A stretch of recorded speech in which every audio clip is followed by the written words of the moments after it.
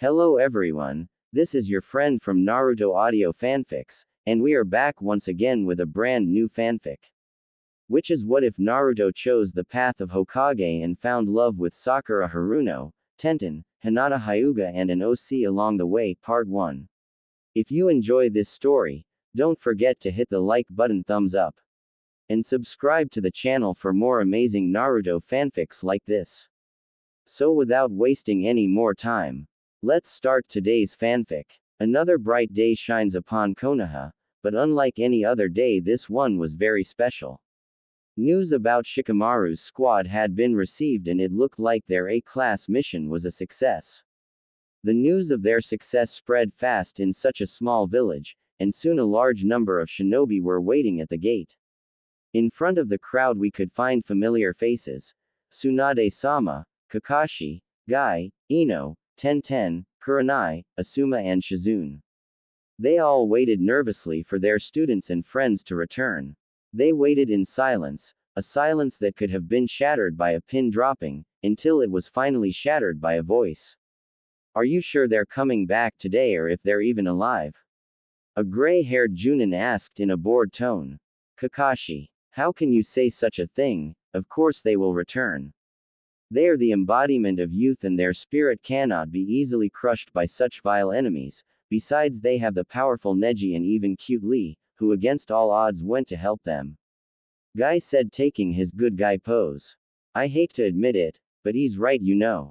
They will come back alive, but he's wrong about Neji and Lee. They're the ones getting help from Kiba and Akamaru. With their sense of smell and excellent teamwork, they're easily going to find and bring back Sasuke. Kurenai said, winking at them. Kurenai, aren't you tired of being always wrong? Asuma said and received a death glare from Kurenai, thanks to his comment. This caused everyone to sweat drop. Well, not always, only in this matter, gulped Asuma, trying to cover his. Don't forget that the one in charge is my student, and the only chunin of the last exam. With an IQ over 200, Shikamaru is a genius, not to forget that he has the help of the heir to the Akamichi clan, one of the strongest genin, Choji. Plus their teamwork can beat Kiba's and Akamaru's any day. Asuma said, smiling while taking out a smoke. Hey guys, that's not fair. The only one of my team is Naruto and he's probably going to get killed by Sasuke, or get lost or, Kakashi said, but was abruptly cut off. That's enough. This isn't the time or place for that. An angry Tsunade said to all of them. Hi, Hokage-sama, everybody said in unison. If you still think that Naruto is weaker than Sasuke, Kakashi, you're going to be surprised. That kid is stronger than he looks. Tsunade thought but was interrupted by a shout coming from behind the gates. Hey, isn't anyone going to open this damn gate?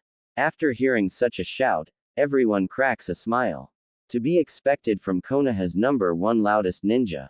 Well, what are you waiting for? Open the gate. Tsunade said while smiling. Hi, Hokage-sama. A group of shinobi answered her, starting to open it. As the gates opened, 3 shadows stood on the other side. Everyone was silent, waiting for some kind of noise from them until a voice broke the nervous silence that engulfed the crowd. Tsunade Obachan, mission complete, and by the way, did you miss me? A beat-up Naruto said to her, flashing her his trademark grin. Naruto, that baka, he made me worry for nothing. Well, at least he's safe. Wait. Obachan, I'll kill him for calling me that in public. Suddenly a pink blur went through the crowd and tackled Naruto. What? Can't breathe. Pink.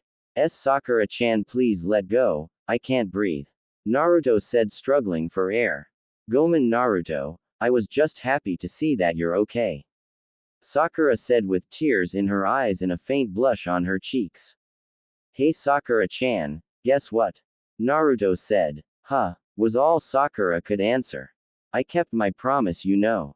Naruto said, taking a step aside, revealing a half-dead Sasuke behind him. Sasuke-kun, Sakura screamed, now letting a river of tears flow from her eyes.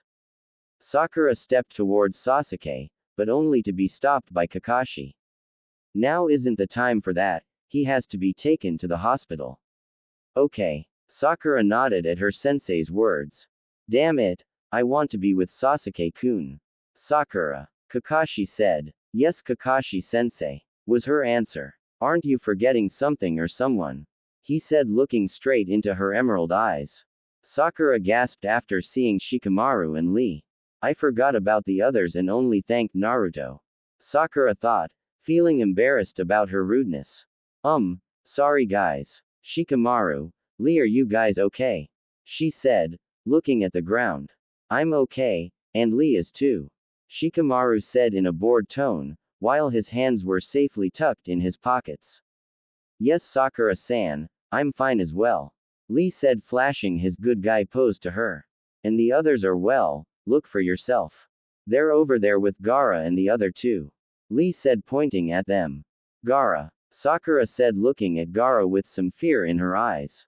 Are you okay? Sakura asked him nervously. Yes. Gaara said calmly. Here are you friends. He added, and behind Gaara, 3 beds made of sand carrying the broken genin moved forward. Are they? Sakura fearfully asked. Man, this is troublesome. I already told you they were all alive. Shikamaru said, annoyed after such a question. Sakura began to cry again. I'm sorry guys. If I had managed to stop Sasuke-kun, you wouldn't have gone through such an ordeal. I'm sorry, really sorry. Sakura said, trying to stop her tears, but to no avail. Man, this is really troublesome. Shikamaru thought after hearing another dumb statement from the pink-hair girl. It's not your fault, you tried to stop him, and besides they're okay. They're just. He was cut off. Take them to the hospital. Tsunade said. Yes, Hokage-sama, was said by everyone present there. Asuma appeared in front of Shikamaru. Hey Shikamaru, I have to take you to the hospital with the others. Asuma stated. Was all he said as he turned around and only saw the Sand siblings. Who took Choji? He asked his sensei. A couple of Anbu took him to the hospital, along with Neji and Sasuke. Guy took Lee, Kurenai took Kiba, and I'll take you. Asuma bluntly said to him. And Kakashi? Shikamaru asked. He's over there. Shikamaru looked at Kakashi, who was waving hello to him. Okay, I could use the rest. Man, this is troublesome. I should have never accepted this Chunin job. Shikamaru thought, while looking at the clouds above him. In a puff of smoke they vanished, leaving only Sakura, Kakashi, Tsunade, Naruto and the Sand siblings. Hey, you 3 Sand brats, come here. Tsunade said to the Sand trio. Yes, Hokage-sama. An annoyed Gaara said. Here's the address of your new house.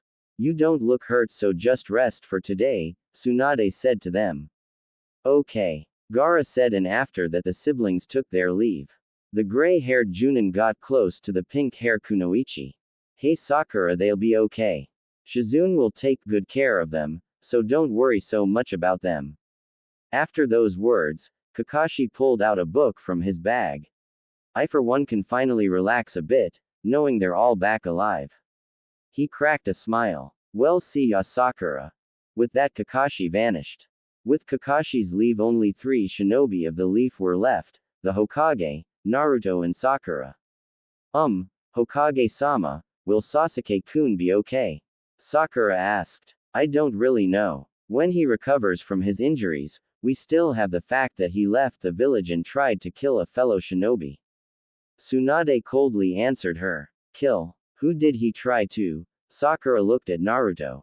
His fists tightening, his teeth grinning, his cerulean eyes filled with anger. She was sure she saw a little red in them. Sakura-chan, how can you still worry about that Sasuke bastard? After all he did to you, he's a traitor. He left you. How can you still care for him so much? The only reason I brought him back is because I promised you. Naruto spat out. After those words, Naruto's eyes closed. Naruto. Both of the women yelled as they see him fall to the ground. Hokage-sama, is he okay? Sakura quickly asked. Let me check. Tsunade said, worried for Naruto's life and well-being. Damn, he's in worse shape that he let on. We have to take him to the hospital now. Tsunade yelled. She picked up Naruto and made a dash to the hospital with a worried Sakura in close pursuit. Unknown to them, a pair of teary, pearl-white eyes looked at them from the shadows. Naruto-kun. Dark. Why is it so dark? What's that? A small light shined in the horizon. The blonde boy ran toward it, trying to go into the light. Almost there. It's. Oh my god, he gasped. Ramen. The blonde boy gasped after seeing such a sigh, a huge floating bowl of ramen. That's a little weird, he said, still not taking his eyes from the giant ramen bowl, but suddenly he yelled. Ha, who cares if it's weird, it's ramen, itadakimasu. He jumps at the ramen. What the hell? The boy jumped through the bowl. After failing, he then tried again only to obtain the same result. What's wrong with my ramen? He said with a river of tears running down his face. Kyahahaha, foolish child, one cannot devour one's memories, especially their first.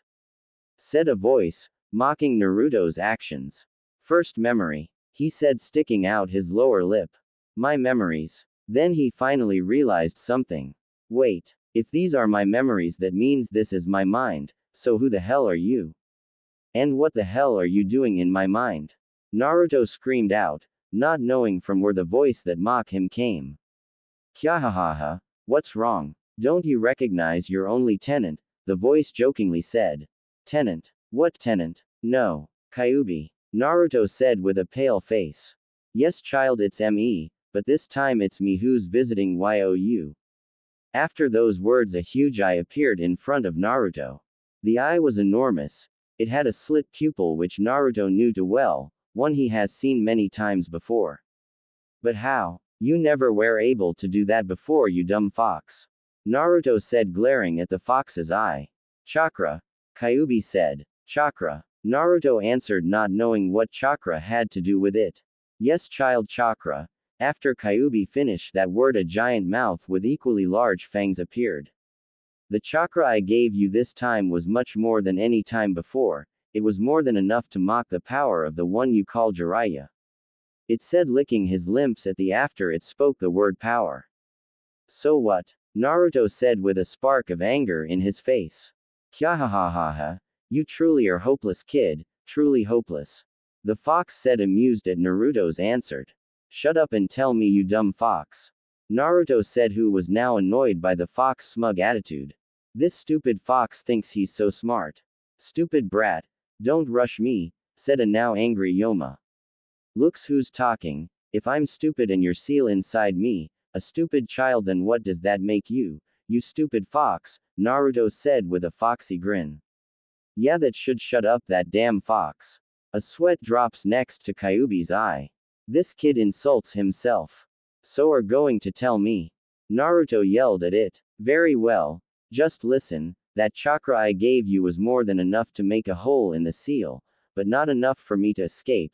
The only thing I can do are give you more of my chakra and talk to you, said a lightly mad Kyuubi. You better not mess with anything in my head, you stupid fox, or you will be sorry, Naruto said, shaking his fist at the fox. Kyahahaha, I already tried, but I cannot change anything. I can only speak with you and see all that you see. Kyuubi said, flashing Naruto an evil smile. Shut up and get out of my head, you dumb fox, Naruto yelled while holding his head. No, I'm paying my rent so I can go into any room I want, said the fox, smiling. It's my turn to use that line, kid, the fox thought, making a bigger and scarier smile. No. Get out, shouted Naruto, while the fox laughed in front of him. Foolish child, you'll be more useful than I imagine, Kyuubi, though. While Naruto was fighting in his mind, a pair of white eyes saw him kick and punch in his sleep. Naruto-kun, what's wrong? What are you dreaming? She thought, but suddenly the door opened. Who is there? She said. Hello Hinata, what are you doing here? Sakura said, sounding happy. Hi Sakura-san, I was visiting N Neji ni-san, and Kei Kiba-kun, she blushes slightly. Oh, so you came to visit Naruto too, said Sakura, still smiling. Why yes, said Hinata, now looking at the ground. Why is she smiling so much? Does she know I like Naruto-kun? She thought. It's great that you visited him. I was afraid only Iruka-sensei, Kakashi-sensei and me visited him. She said, still smiling. So how is he today? Sakura asked. He's still low on chakra and having nightmares, she said in a low voice. Sakura looked at Naruto with sad, guilt-filled eyes. It's my fault. I wasn't strong enough to keep Sasuke-kun and then you promised me you'd go and would bring him back no matter what. It's all my fault. I almost lost my two best friends just because I wasn't strong enough. A tear appeared in her eye, but she blinked it away. This didn't go unnoticed by Hinata. Is she crying for Naruto-kun? She thought. Time passed. The girls sat there, in an uneasy silence, each thinking of the other. That's odd. Why is Hinata staying so long with Naruto? Shouldn't she be with her teammates? Sakura thought. Why is Sakura here? Shouldn't she be with her precious Sasuke? Hinata thought in a slightly angry way. She blushed and shook those thoughts out of her mind. Maybe I should ask her why she's not with Kiba. Hell yeah, what's she doing here anyway? What the hells was that? No, I can't chase of the only girl that visits Naruto. Sakura thought, and looked Hinata's way. I should ask her if she's going to go see Sasuke. No. Then she'll think I want her to leave and get mad at me, then I won't be able to come see Naruto-kun. I should just sit here quietly. Hinata thought, seeing the floor, but catching Sakura looking her way out of the corner of her eye. Suddenly, well, I'm sorry Hinata, but I have to leave. She stands in front of Naruto. I'll come back tomorrow Naruto, but I really wish you woke up by then. Bye Naruto, she said in a low voice so Hinata wouldn't listen. Bye Hinata, Sakura said smiling. Bye Sakura, said Hinata in a low voice, seeing the floor. After Sakura left, Hinata cracked a very small smile. After leaving Naruto's room, Sakura walks to the hospital's exit, but is stopped by a hand on her shoulder. Hi Sakura, said a red-eyed Junin. Hi Kurenai-sensei, Sakura said. Where you visiting Sasuke? Kurenai said, giving her a small smile. Sakura's smile faded. No, they didn't allow visitors, so I visited Naruto instead. Oh, and by the way, Hinata is in there right now. She said. Hinata, Kurenai said in a disbelieving tone. Yes, she said she already visited Neji and Kiba, so she was visiting Naruto before leaving, Sakura said, surprising Kurenai. But, Sakura added. But what? Kurenai said quickly, surprising Sakura. Sakura gave Kurenai an odd look. Why is she so interested in Hinata? Must be a sensei-student thing. She thought. Well, she was in there before me and she's still in there, I wonder why. Sakura was cut off by Kurenai. Aren't you late Sakura? Sakura gasped. My god, you're right, it's so late. Bye Kurenai-sensei, she runs off. Bye Sakura, she said, waving goodbye. Well, you're getting there Hinata, she thought while smiling. Bye Naruto. What was that? A foxy grin appears on his face. That's Sakura-chan. Wait, is Sakura-chan here? Naruto said with confusion in his voice. Sakura, she's the pink-haired female, isn't she? Said the Kyuubi with interest in his voice. Yeah. So why do you care? Naruto said. This female takes a lot of space in here, the fox said. Of course she does, she's the girl I like, Naruto said with a, that's a stupid question, tone. Really? It asked back. Yes, you stupid fox, he answered. Why do you like her? The fox asked. Because she's Sakura, Naruto said while jumping of joy. Kyahahaha, a stupid answer from a stupid boy, let's find out why, shall we? Said the fox with a grin on his visible mouth. Stop calling me stupid, you dumb fox, and why the hell do you even care about that? A screaming Naruto said. Well, I've always been interested in this human feeling for each other, to the point of sacrifice. The fox was interrupted by a sound. Miso ramen, shrimp ramen, egg ramen, chicken ramen, Naruto's ramblings were what interrupted the fox. A vein popped next to the fox's eye. This stupid kid is ignoring the greatest Yoma. He's got guts, I'll give him that, but still. The fox thought. Stupid brat. How dare you ignore the great Kyuubi? I shall tear your body and devour your soul. The fox roared with a loud and terrifying voice. After hearing this, Naruto's face lost all color. The voice made a chill go down his spine. The force of the intent to kill sent him flying, landing on the floor coat. Now that I have your attention, let's continue and see your memories of her, said the fox while seeing a dazed Naruto starting to get up. Flashback. A small blonde boy plays alone in the sandbox. Look, wasn't I cute? Naruto stated. Quiet boy, the fox spat at him. Okay, look. That's Sakura-chan, she's so cute, Naruto stated as he saw her. The fox was furious for his constant interruptions. Quiet or I will devour your soul. Nani? He answered quickly. Just be quiet, it said as they returned to watch the images of a blonde boy. Gulp. Okay. The small blonde boy ran to the girl. Hello, my name is Yu Uzumaki and Naruto, said the small boy with a low voice. The girl stared at him with her green eyes. Hi, I'm Haruno Sakura. She talked to me, she really talked to me. The boy thought while jumping of joy. Hey, Sakura-chan, do you want to be my girlfriend?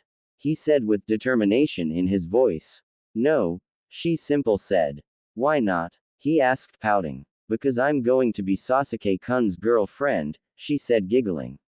What? Why? He asked with a little anger in his voice. Because he's cool, cute, strong and unbeatable, she said while blushing. So if I beat him you'll be my girlfriend? He said with a small spark of hope in his eyes. That's never going to happen. So okay, she said.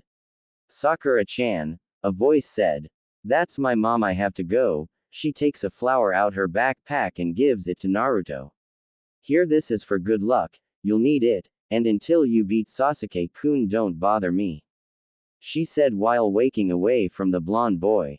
She gave a flower and said if I beat that guy Sasuke she'll be my girlfriend. That's so cool, this is the greatest day of my life. Who's Sasuke? Ha, who cares, I'll beat him anyway. He thought, then realizes the girl was leaving. Bye Sakura-chan, you'll see I'll beat that Sasuke, he said with a foxy grin on his face. End flashback. So only because she talked to you, gave you a puny flower and gave you hope, you ask her to be your mate. Foolish kid, were you that lonely? The fox said. Shut up you stupid fox. What do you know about being alone? He said in a loud angry voice. I'm a Yoma kid, I've always been alone and always will be. You're the first one I've had a chat with in thousands of years. Shut up, the blonde replied. The fox and the boy stared in each other's eyes. Next to Naruto's bed, a lonely girl sat there, watching his every move and expression. I'm happy I'm alone with you, Naruto-kun. But I'd be happier if you were awake. The girl said in a low voice. She stayed there with him, not even caring of the time, just wanting to be with him. But slowly she started to fall asleep, not taking her eyes of the blonde boy. Suddenly a hand touches the girl's shoulder. What? She said slowly, waking up. Hinata, you're still here, said a smiling Kurenai. Why yes Kurenai-sensei, she said while slightly blushing, and then it hit her. How did you know I was here? Hinata asked, looking at the floor. Sakura told me, Kurenai said, trying to get the girl to stop looking at the floor. So what have you been doing, Hinata? She said while smiling. IW was just looking at Naruto-kun. She said while blushing and playing with her index fingers. Really? Only looking? Said Kurenai with a bigger smile than before. What are you saying, Kurenai-sensei? Hinata answered while turning like a tomato. Nothing really, Hinata. It's just that when I came in you were whispering Naruto-kun this, and Naruto-kun that. Kurenai said while looking at Hinata. This made girl turn even redder, and started playing even more with her fingers. IW was just dreaming of Naruto. Hinata was cut off by her excited sensei. After this Hinata just slightly nods. Well Hinata, I'm leaving now, but remember you have to go home, it's already pretty late, Kurenai stated. Oh okay Kurenai-sensei, bye Hinata. Kurenai waves goodbye. Bye. Hinata answered, giving her sensei a small smile. With that, Kurenai leaves the room. Kurenai sensei was mean, making fun of me, but at least I'm alone with him again. She thought while blushing, continuing to keep a watch on the boy only to once again fall prey to the Sandman. Strange, a demon-like voice said. What's strange, you dumb fox? The blonde boy said. There's a memory appearing. However, it's not yours. The fox said with a tone of curiosity in its voice. How can it be in my mind if it's not mine? He asked, curious. It looks like this human is thinking a lot of you, kid. Naruto just stared at the fox. You want to take a look? The Kyuubi asked. Yeah, why not? The boy mumbled. Because it's not your memory, we'll have to look through that person's eyes, the fox stated. Yeah, I don't care. The mumble again. I wonder who the hell is thinking of me, probably some villager remembering the damn fox's attack.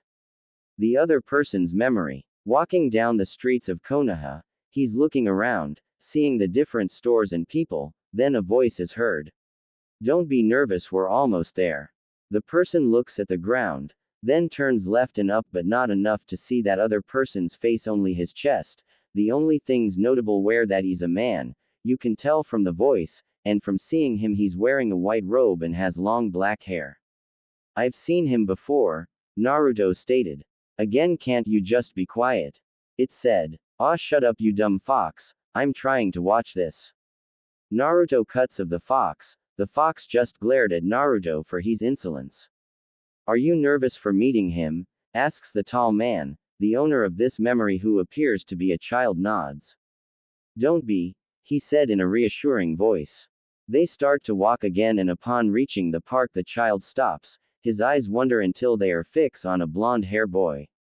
Otu-san, who's that? The small child asks, pointing at the boy. The tall man shows a smile. That's Uzumaki Naruto, then his smile fades. And he carries the burden of being Konoha's hero. He looks at the blonde boy. How can being a hero be bad? The timid voice asks. Because even though he's a true hero, the people don't see him like one, they see him like something else. He coldly answers with a dash of anger in his voice. Like what do they see him, Otu-san? The child asks. Well, like, he was cut of. Then I'll just beat him and you'll be my girlfriend. Naruto's words are heard by everybody in the park. The man and child just stared at the boy. Well, very confident, he said while slightly chuckling. Yes, he is, the child said. He's very confident in himself, and has pretty eyes, the child thought. Hey, dumb fox, Naruto interrupted. What? The fox answered. Who is this guy that keeps thinking, eyeing and asking about me? It's kind of creepy for a guy, even if he's just a small kid, to do that, Naruto complained. It's not Overwatch, Kyuubi stated. They kept walking until they pass by a flower shop, then the child lets go of his father's hand and runs to the shop. Otu-san, the violets are in full bloom, I'll get one for Okage-san. Okay, just hurry up, even if it's a festival we have to get home, he's still waiting to meet you.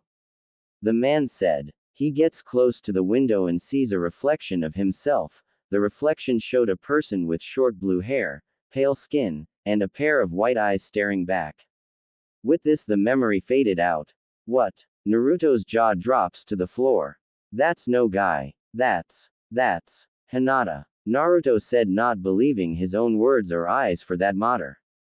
Man, you're dense, kid, you finally found out he's really a she. Ha ha ha ha, the fox said, mocking the boy. You're messing with me, aren't you, you stupid fox? Naruto yelled. No, I'm not, that's a true memory, it answered. No, it's not. Hinata doesn't think my eyes are pretty, and stuff like that. Hinata, he thought. What, you don't believe she thinks about you? But you think about her, probably as much as she thinks about you, seeing as she takes about the same space the pink hair one takes. No, she doesn't, Naruto said. Yes, she does, and here's a good example, kid, said Kyuubi. You'll pay for what you did to Hinata, was heard across Naruto's mind. That's me, that is what I told Neji after he beat Hinata, Naruto said with a proud face. I still can't believe you're so dense. Don't you realize what I'm trying to say? She's the only one you promised to avenge. The big eyebrows kid lost worst and almost died and you didn't care, did you? But you did for this small female. The Kyuubi said with a smirk on his visible face. Naruto's face became calm, thinking of something to tell the fox, but the only words that came out were, "She tries so hard to get people to acknowledge she's not weak like they think, and I couldn't stand seeing Neji put her down," Naruto said with a calm and serious voice. Suddenly Kyuubi's full form appeared in front of Naruto. "You see yourself in her, trying so hard to be acknowledged." Naruto looks up and sees Kyuubi's full form in front of him. What? Why is the dumb fox body here? Man, this can't be good. He thought. Don't worry kid, I'll help you get acknowledged. After saying this, Kyuubi's jaws go straight for Naruto. "H-A-A-A-A-A-A-A-A-A-A-A-A-A-A-A-A-A," yelled Naruto at the top of his lungs. In the hospital, a lone figure sits next to Naruto's bed. Suddenly he starts to shake and his eyes started to twitch. He's waking up, the person thought. Ha! Naruto screamed, sitting up, suddenly punching and kicking, giving a kick to his visitor. After the hit he realized he hit something and looks around. I'm in the hospital again, he thought. Then he sees his visitor.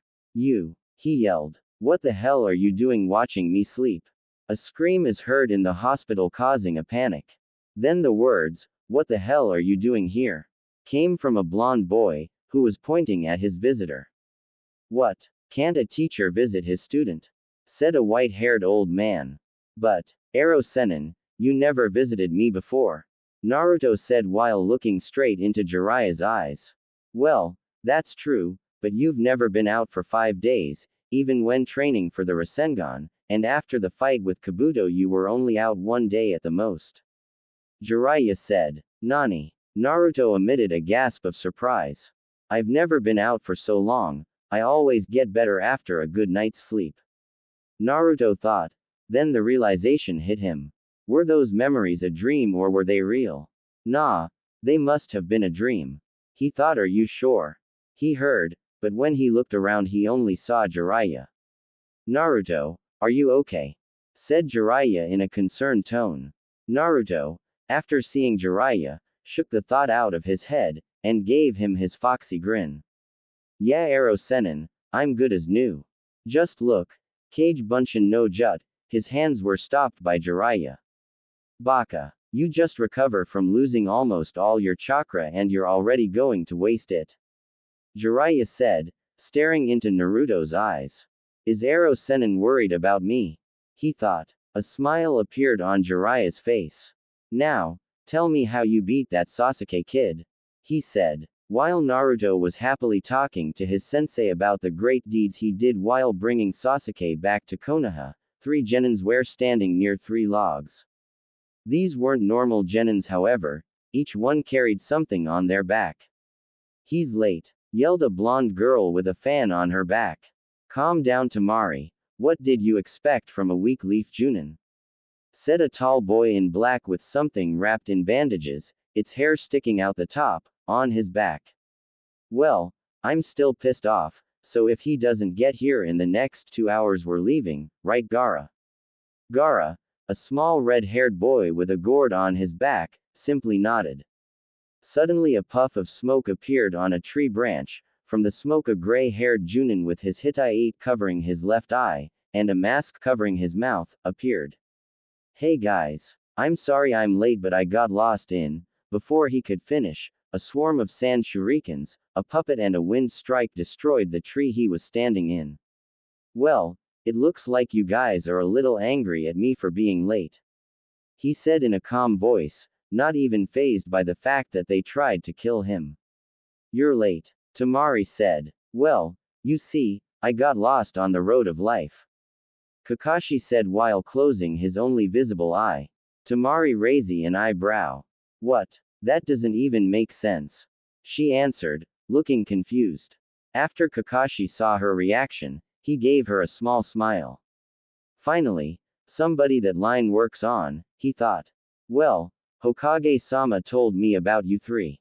You were part of the deal with the sand. It's up to you to decide if you want to stay, If you don't, they'll just send another genin group to help you make your choice. Today you'll get to know Konoha. Kakashi said. And you're going to give us the tour? Temari asked. Of course not, I have a mission. After saying that, he pulled out an orange book from his bag. They will. He made a hand seal and disappeared in a puff of smoke. Hey, come back here. You made us wait for hours just to say that to us. Temari said, frustrated. Suddenly, a flash hit them from the smoke. I'm Rock Lee, and I'll be your tour guide. He said. Everyone's sweat dropped. This is troublesome, was heard from a near distance. Temari's eye twitched. That's the bull hair boy from that exam, he thought. Yeah, I remember you, you're the one that lost to Gaara. Kankuro said with a smirk on his face. He then turned to Shikamaru. You're the one that lost to Temari. Then he turned to Shino, and you're the one who defeated you. Shino cut him off. Lee was shocked. This is the first time I've heard Shino speak, he thought. After hearing those words, Kankuro was pissed off. He and Shino traded glares. Hey Shikamaru, Kankuro is glaring at Shino, is Shino glaring back? Lee asked. How should I know? He's wearing his glasses. Shikamaru said. While Kankuro and Shino were glaring at each other, Lee tried to start some small talk with Temari and Gaara, but quickly annoyed the temperamental blonde. This guy's more annoying than I remember. Then she turned to Kankuro and saw him now arguing with his bug-obsessed rival. Well, I guess he's already picked a guide, she thought. Time to lose this green freak, she thought. You'll be my tour guide, she said while pointing to Shikamaru. Why me? He asked. Because I can boss you around, that's why.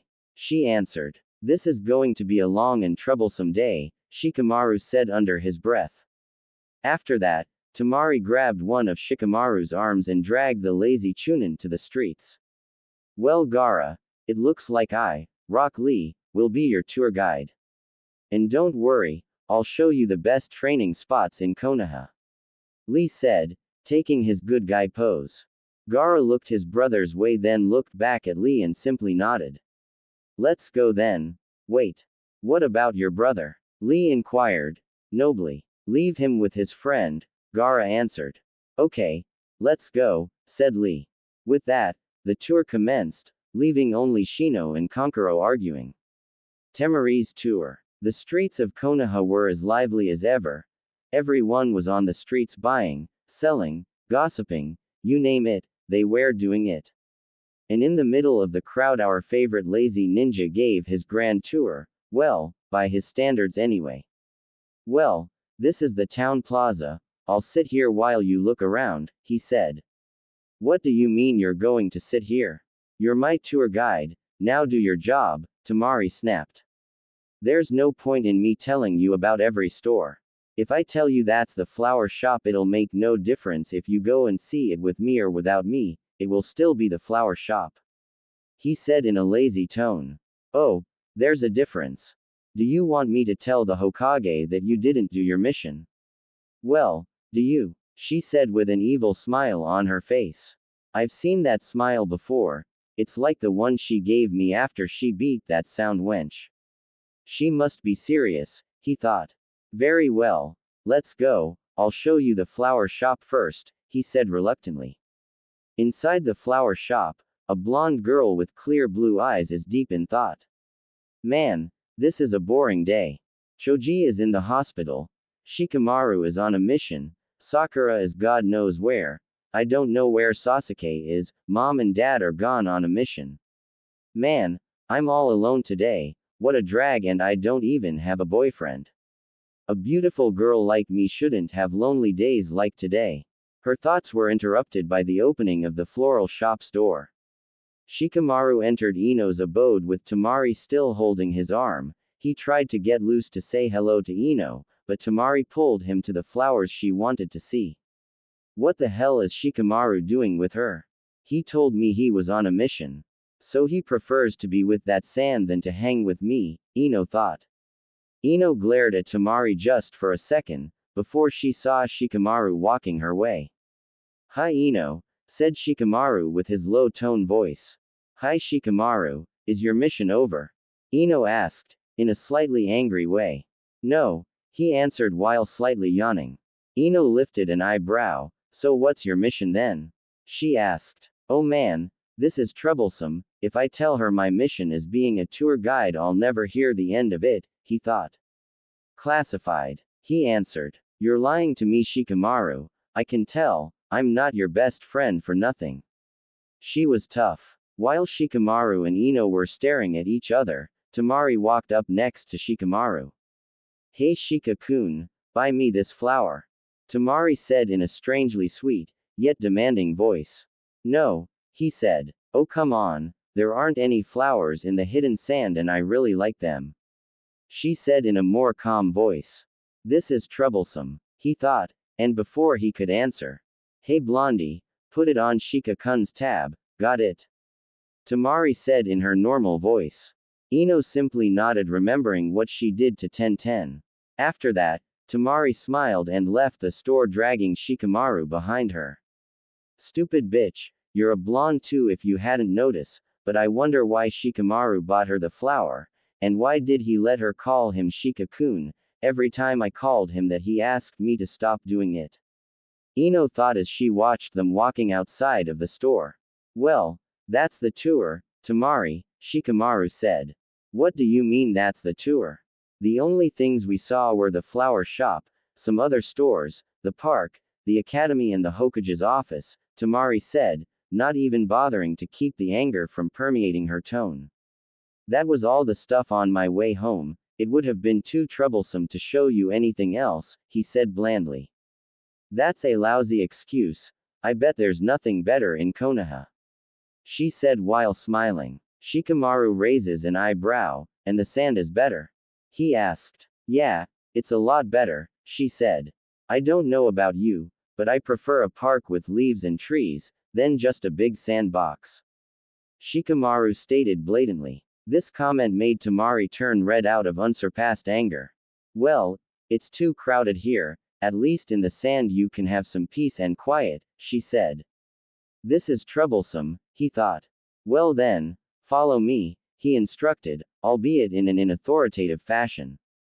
Wait, weren't you going home? She asked. Yes, but I still have to finish this mission, so just follow me.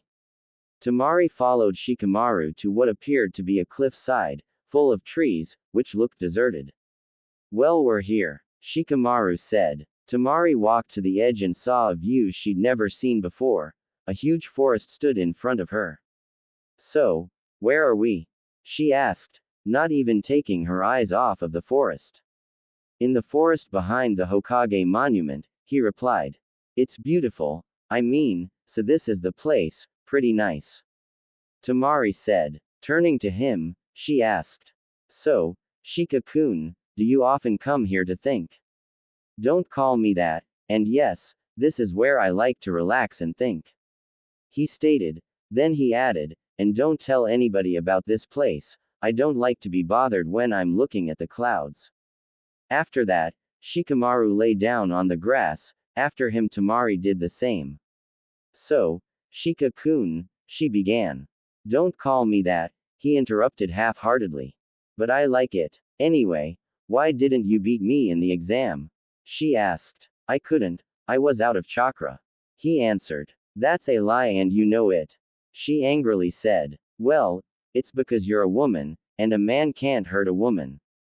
That's the reason, he said in his bored tone. Tamari stood up. That's a lie. She yelled. You're troublesome, what makes you say that? He said. You want to know? Well, because you didn't care about hurting the sound girl in the preliminaries. She said while glaring at the contemplative boy before her. The reason I didn't hurt you was the one I told you, but not the only one. I also couldn't hurt a girl like you. He said, while looking at the sky. Like me, she said to herself, while slightly blushing. You're a rare kind of girl. Most girls I know are fake. They put a mask on to try and impress a boy. They act different and even end friendships for some guy. You on the other hand are always yourself. You're a bossy bitch that acts like a bossy bitch and doesn't care what anybody thinks. He intoned with his lazy ass voice. Temari's face turned red and a vein appeared on her forehead. Shika-kun. She yelled, and punched Shikamaru in the face. Women are troublesome, he thought, while going down. That will teach him to call me that. But was he trying to sweet-talk me? She thought. After that, Shikamaru stayed on the ground looking at the newly dark horizon. Next to him, Tamari lay down too. They were both enjoying the night sky. Well, Shika-kun, I have to leave. Tamari said. Didn't you want to see more of Konoha? He said, while yawning. Nah, I'll have years to see and enjoy everything in Konoha, she said while smiling at the lazy Chunin. Bye, Shika-kun. She winked at him and left. So you decided to enjoy your stay here, that's going to be troublesome. Shikamaru thought while looking at the sky. Konkuro's tour. I can't believe they left us behind there, they'll pay for that. I'll kill Tamari and give mean looks to Gaara. Konkuro said. They walked for a while, Shino only pointing at different stores and places, instead of telling him about every little detail. He gave Konkuro a pamphlet that said, Konoha's Guide to the Stars. So Bug Boy, are you only going to walk and point all day? We already saw everything in this damn pamphlet, Konkuro said. No, I'm also going to show you my favorite spots, Shino said in a calm voice. After that, they started to walk on a different path than the one on the pamphlet, which was the one they'd been following. While walking, Shino stopped in several places, just saying what they were. Park, training ground, academy, he said. After telling Konkuro about his favorite spots, Shino stopped in front of a place that looked like a small park filled with trees, then a small pond and then a house in the center. My house, Shino stated. So this is his house. Trees, pond, yeah, looks like a perfect place for bugs. Konkuro thought. Want to come in? Shino asked. This shocked Konkuro at first but he nodded, accepting Shino's offer. They entered Shino's house. Konkuro quickly saw that around the house, there were framed bugs on the wall, bug-shaped furniture, bugs walking freely around the house, pictures of bugs, and pictures of Shino, a woman and a grown-up man that looked a lot like Shino. Weird, yet cozy. Konkuro thought. Sit, please, Shino said. Konkuro sat on the ladybug-shaped chair. Then, Shino-chan, you're home already? Was heard. After hearing it, Shino's sweat dropped. Who's that? Konkuro asked. Okawa-san, Shino answered. A smirk appeared on Konkuro's face when the woman walked in. My Shino-chan, I'm so glad you're home already, you're just like your Otu-san finishing missions so quickly. I'm so proud of you my little Kikai, and look, you've brought home a friend. Hi, I'm Shino's mom Akane, and you are? Akane asked, looking straight into Konkuro's eyes. This is his mom. She acts so different. She's spoken more words in 5 minutes than Shino has in the entire day, he thought. Hello, I'm Konkuro of the Sand, nice to meet you. He answered. Nice to meet you, too, Konkuro-kun, I'm so glad Shino-chan brought a new friend. The only ones who I've met were that nice pale girl, Hinata-chan, and that troublemaker Kiba. Well, he can't be all bad, he has such a cute puppy, and people who are good with animals can't be too bad, she kept speaking. Konkuro just continued to smirk, while looking at a blushing Shino, too embarrassed to do anything else because of his mom's anecdotes relating to when he was small. Hours passed and Shino's mom kept telling more and more parables, stories. And when I came back Shino's Kakei bugs had finished eating all his clothes, and there he was as is when he first came into the world. Shino's mom said. After telling this story, Shino's mom looked at the clock. Huh, look at the time, I have to get dinner ready. Well, I'll leave you kids to talk. She finished while stepping lightly into the kitchen, which just happened to be adjacent to the room in which she had talked for so long. After she left, Konkuro just kept staring at Shino with a malevolent grin plastered to his regularly morose features. If you tell anybody about those stories I won't hesitate to kill you, Shino threatened, jaw set and eyes smoldering. Konkuro just kept smiling. They sat there in silence for a few minutes until the front door started to open. A tall man wearing a coat and glasses similar to Shino came in. Shino, he said. Otu-san, Shino said. The man turned to look at Kankuro. Your friend Shino? He asked. Yes, Shino answered. Kankuro's sweat dropped. So that's where he gets it, he thought mildly. You're the one that forfeited, Shino's dad stated. That's how they remember me, the guy that forfeited. Kankuro thought. Yes, I forfeited, but I fought Shino in the forest after the exam, Kankuro hastened to make known. Is this true? Shino's dad inquired. Yes, Shino replied. Well, look at the time. Sorry, but I have to leave, Kankuro said. Stay for dinner, Shino said. Sorry, can't, have to meet with Gaara and Tamari. Well, see you around, and don't forget last time it was a draw. I'll win the next one. After those words, Kankuro left. Was Shino's answer. As was his dad's. Darling, you're home. That's too bad that your friend had to leave, Shino-chan. Maybe he'll stay next time. So, how about we have dinner? I made your favorite meatloaf, and while I serve it, I can tell you about my day. In the morning, I went to get the groceries, she just kept talking. Shino and Shino's dad's sweat dropped. Gaara's tour. Lee showed Gaara all the top training spots in Konoha. Lee was very proud of the path his tour took. Well, Gaara, this is the best place to train. Lee had showed Gaara a small clearing in the forest where many logs laid in pieces. There were holes in the ground and practice dummies impaled with several sharp weapons. This will do. Gaara thought. Well, Gaara, that's all the important training places, but there is one other place that's a must-see for everyone, Lee said while striking his good guy pose. Lee guided Gaara around Konoha until they arrived at a house. Lee stood in front of the house. This, Gaara, is the most important building of all Konoha. This is more important than the Hokage's office. Lee said with fire in his eyes. This is Gai-sensei's house. Lee screamed so everyone would hear.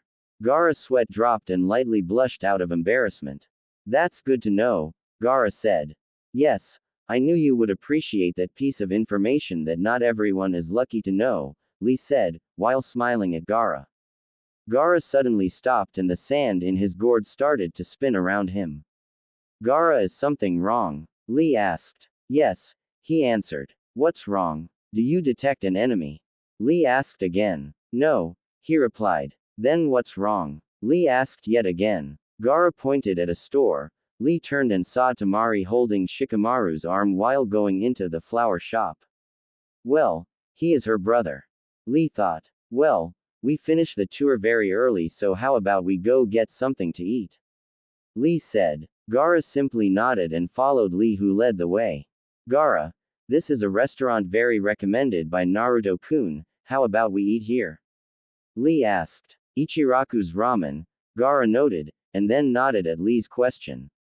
Lee and Gaara ordered miso and shrimp ramen respectively, and started to eat. Every few bites Lee would try to say something to Gaara, but every time he would stop and keep eating. What do you want to ask? Gaara finally questioned. Well, Gaara, after the Chunin exam the battle between Sand and Leaf started. I was knocked out, but then I heard rumors about you and Sasuke. Lee began slowly. And? Gaara prompted blankly. I would really want to know if Sasuke was the one who defeated you. Lee said. No, it was Naruto, he answered. Naruto-kun, I see. Lee just stared at his ramen bowl, thinking. So Naruto-kun wasn't just able to defeat my rival, Neji, but he was also able to defeat Gaara, who I couldn't defeat even after opening the gates.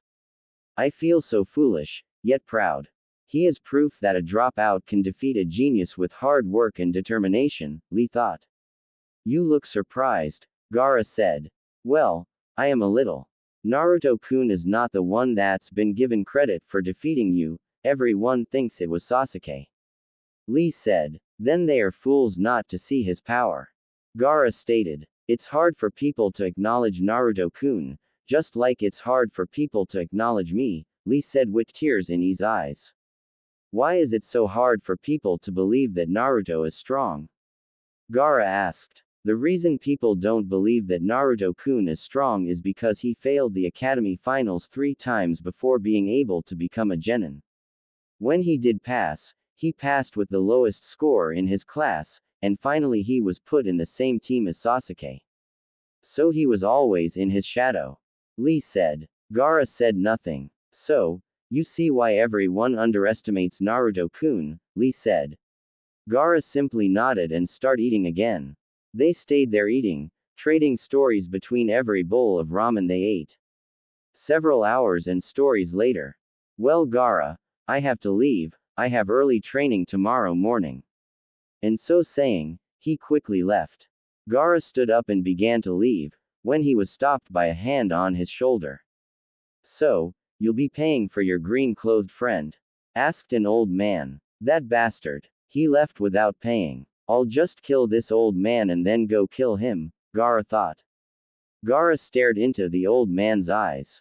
No, I can't give into my old way, I'll pay the old man then go kill Lee. Gaara amended. While Gaara was left paying the bill, a dashing Lee regretted his actions. I'm sorry Guy-sensei, I did a terrible thing, I invited Gaara to eat without having any money, and left him with the bill. I'll punish myself by jumping rope 1,000 times while standing on my hands, Lee thought. Tamari arrived at her apartment.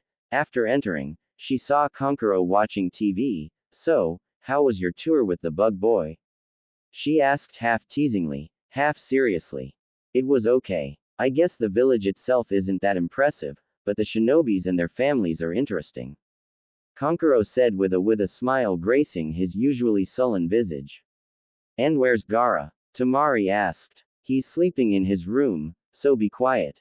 I don't want to wake him, he said in very low voice. But he's not kicking and screaming that Shukaku's going to get him. Tamari stated. Yeah, I was pretty surprised too, but I'm happy he can finally get a good night's sleep. Maybe we don't have to worry about him going berserk and killing us while we sleep. Kankuro said hopefully. I don't know about you, but since we got here I've been pretty relaxed. There's something about this place that calms you, maybe that's why the sound tried to destroy it, they felt this peace and thought they weren't ready for war. She said. I think you're right, but man were we wrong. You'd never imagine this puny village could push back the sand and sound attack. Her brother concurred, a rare occurrence. I want to stay Kankuro.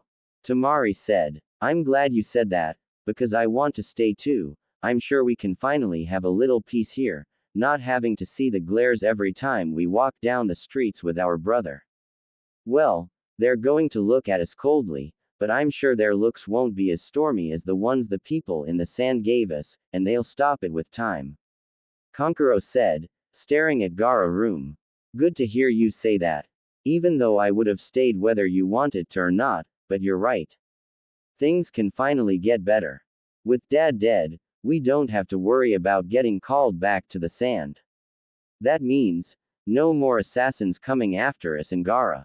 She sighed dreamily. Then it's settled. We're staying, was heard. Tamari and Kankuro quickly swiveled to the source of the voice, and there they saw Gaara standing in front of his room. Great. It's settled, then. Tamari reiterated, while falling down on the couch next to Kankuro. Gaara, we're sorry we woke you up, Kankuro said nervously. It's okay, I can always go back to sleep. Gaara answered unemotionally, turning to go into his room. After seeing that, Tamari and Kankuro looked at each other and exchanged smiles.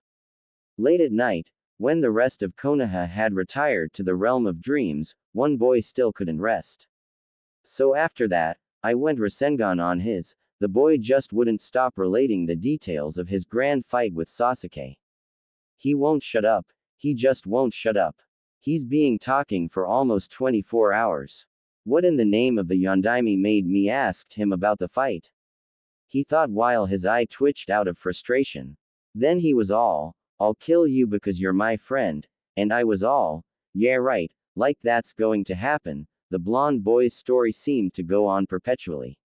Orochimaru, please attack the village right now, please, something save me from this kid. He won't let me leave and won't shut up, either. Jiraiya thought desperately. Then he turned into a demon and made this black Chidori. And I was like, if you're going to cheat, I'll do it too. So I asked the fox for a lot of chakra and made this big red Rasengan. After that, everything's blurry. He said, while closing his eyes. Finally, he's finished. Now I can leave. He thought, relieved, but when he started to stand up, a foxy grin lit up the boy's face, his eyes opened, and he began to recount the glorious battle details again. I remember now, when he continued to talk. Somebody help me. Jiraiya screamed to the heavens. Somebody help me. Was heard by a pink-haired kunoichi that lay in her bed. Looks like someone looked at an Anbu the wrong way, poor guy, she thought. I'll try visiting Sasuke-kun again tomorrow, maybe this time they'll let me see him, she thought before going to sleep. The next day the kunoichi woke up early in the morning, quickly took a bath, and did her morning rituals. Sakura. Breakfast is ready, a voice yelled. I'll be down in a minute, Sakura answered. After her breakfast, Sakura took her leave, heading first to the flower shop. Hi Sakura, what can I do for you today? Asked Ino. You know why I came, Ino pig. Sakura answered. Yeah, and I feel sorry for you. You still go to visit that traitor, even after what he did leaving the village and trying to kill his friends. And to make matters worse, you never get to see him, they never let you in, you only waste a good flower, Ino said in a mad voice. Just give me 2 daffodils and I'll be on my way, Sakura said in a sad voice. 2. Ino asked. Yes Ino pig, 2. Sakura said. But why do you need 2? Ino asked again. Every time I go see Sasuke-kun they don't let me see him, so I go see Naruto instead, and I give him the flower I buy, but I feel guilty giving him Sasuke-kun's, so I'll buy one for him, too. Sakura said while smiling slightly. Do whatever you want, Ino said, sighing. After buying the flowers she left the store heading for the hospital. On her way, she found an old friend. Hi Hinata, where are you going in such a hurry? Sakura asked. I'm going to SCN Naruto-kun. She said while blushing. What the? I've seen Hinata a lot in the hospital, especially in Naruto's room. Yeah, why the hell is she visiting Naruto? Sakura thought. Are you going to SC Sasuke? Hinata asked. Yeah, I'm visiting Sasuke-kun, but I'm visiting Naruto, too. He's my teammate, after all, Sakura said with a smile on her face. Hinata felt a small pain in her heart. The girl that Naruto always liked was visiting him a lot lately, and even taking him flowers. Hinata also took him flowers, but the violets that she took weren't as beautiful as the daffodils that Sakura gave him. They walked in silence, each in their own little world. I wonder if I'll get to see Sasuke-kun today. Well, if I don't, I'll go see Naruto, I wish he would wake up already. It's been so quiet and boring without him, I really wish I could see his stupid grin and hear those annoying, I'll be a Hokage, speeches. Hell yeah, I want to see that stupid grin. Sakura thought. I hope Naruto-kun is better today, when he wakes up I'll tell him about how I feel, then he's going to say, Hinata thought while blushing. Man, Hinata blushes a lot. Sakura thought. But when he finds out Sakura's been visiting him and taking him flowers he's going to run and ask her on a date, Hinata thought while looking at the ground. Hey Hinata, we're here, let's go see Sasuke-kun first, Sakura said. Hinata just nodded. They went in asking the receptionist if they could visit Sasuke. Excuse me, is Uchiha Sasuke taking visitors? Sakura asked. I'm sorry. Sasuke-kun isn't taking visitors, Hokage-sama's orders. The nurse said. What about you Uzumaki and Naruto-kun? Hinata asked behind Sakura. Oh yes, he's taking visitors now that he's woken up, the nurse said with a smile. After hearing this, their eyes lit up and they smiled hugely, even Hinata couldn't help letting loose a big smile and a few tears. Naruto-kun, you finally woke up. Hinata thought. About time Naruto. Hell yeah, Sakura thought. Both of them walked to Naruto's room in a fast pace, hoping to finally hear the blonde's voice again. They were surprised at the sight that met them outside of Naruto's room. Two ANBUs were standing outside of his room. Sakura and Hinata were worried after seeing them. They tried to go into the room but were stopped by the masked men. No visitors. The Anbu wearing a cat-shaped mask said. Why not? The nurse said we could see him. Sakura said in an angry voice. His condition's gotten worse. It looks like the traitor hurt him worse, that Hokage-sama thought, an Anbu wearing an ape-shaped mask said. No visitors, Hokage-sama's order. The one wearing the cat mask said. Leave or we'll have to make you leave, he needs to rest, the one wearing the ape mask said. IW want to SCN Naruto-kun, Hinata said. Sakura was shocked after seeing the shy girl stand up to an Anbu. After saying those words, Hinata took a step forward, and even though the Anbu were impressed, to them orders were orders and she being a Hyuga made no difference. One of the Anbu looked down at Hinata and took a step towards her. He's going to hurt her, Sakura thought. Maybe it wasn't a good idea saying that to them, Hinata thought. After Sakura saw the Anbu take a step toward Hinata, she quickly grabbed the shy girl by the arm and pulled her towards her. Forgive my friend, she isn't feeling well, said Sakura to the Anbu just before running out of the hospital while dragging Hinata behind her. Outside the hospital, people looked in awe, as a pink-haired girl was screaming to a small pale girl. What the hell is your major malfunction? Hell yeah. What were you thinking when you said that to the Anbu? Were you trying to get yourself and me killed, you baka? Sakura said, screaming at Hinata. Sakura kept yelling at the small girl for several minutes until she saw the girl's tears running down her face, her head looking straight to the floor, and her hand pressing to her chest. G Gomen Nasai, S Sakura, I just wanted T2. What get us killed? Yeah, killed, Sakura cut off Hinata. SCN Naruto-kun. Hinata said, while blushing and looking at the ground. After hearing those words, Sakura was speechless. All that just to see Naruto, even when he's not around me he somehow make trouble for me, oh why? Damn you Naruto, damn you. Sakura thought. It's okay Hinata, I'm sorry for screaming at you, I just don't like to be that close to death. Sakura said. It's alright Sakura, it was my fault for saying T that to T the Anbu, I shouldn't have said T that. Hinata said while looking at the ground and twiddling her fingers. Sakura just stared at the pale girl. Man, she doesn't have any self-esteem, apologizing even when I said I was sorry. Sakura thought. Well Hinata, I have to get going, don't worry about Naruto, I'm sure he'll be better tomorrow, I'll go see him tomorrow so I'll tell you how he's doing. Sakura said while smiling at Hinata. Oh okay Sakura, bye, Hinata said in a low voice. With it each girl went on her way still thinking of the incident with the Anbu and that blonde boy. Damn you Naruto, getting my hopes up, but now I can't see Sasuke-kun or you. She thought while sighing. I wonder what happened in your fight, what did Sasuke-kun do to you? What's wrong with me? Worrying about Naruto when it's his fault, Sakura thought. Suddenly she stopped walking, and stood in front of Ichiraku's, almost hoping she would see a blonde boy gulping bowl after bowl of ramen like she'd seen so many times before. Even if it's his fault, I can't see Sasuke-kun, but I'm happy he kept his promise and came back with Sasuke-kun, that baka all he did just for me, Sakura thought. After smiling a bit, she started walking again. While Sakura walked home, Hinata sat in a beach in the park where she first saw Naruto. Naruto-kun, why? Hinata struggled to hold back incoming tears. What did Sasuke do to you?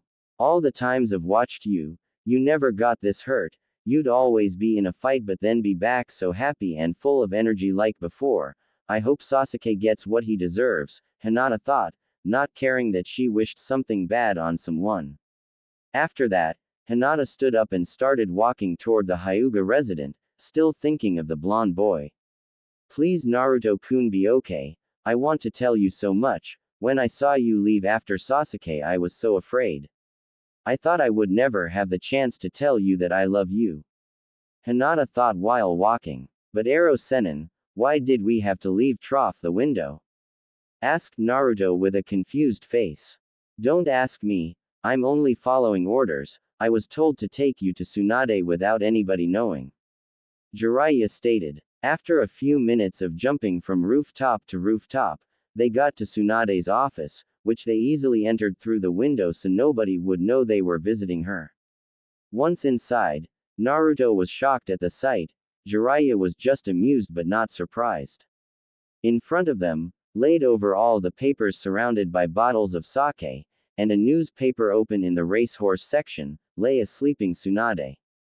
Naruto took a deep breath and was about to yell when he was stopped by Jiraiya. Nobody is supposed to know we're here, remember?